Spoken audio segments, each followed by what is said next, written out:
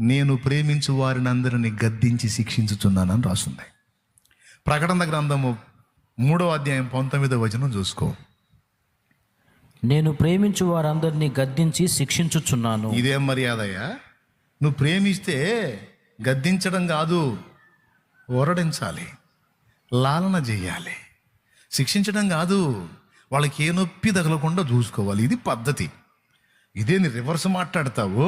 నేను ప్రేమించు వాళ్ళందరినీ గద్దించి శిక్షిస్తున్నానని రివర్స్ మాట్లాడతావేంది నువ్వు? అంతే మరి. ప్రేమిస్తున్నాడు కాబట్టే విచ్చలవిడిగా నిన్ను తిరగని ఎట్లా? అట్లాంటి జిలాగు చేష్టలు ఏమన్నా చేస్తే వెంటనే మొహం పలుకుతుంది.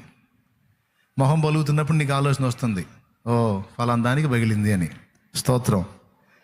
ఎంతమందికి ఇట్లాంటివి ఉన్నాయండి అనుభవాలు? నువ్వు జిలాగు చేష్టాలు చేసి ప్రశాంతంగా ఉండగలుగుతున్నావా? ఉండలేవు.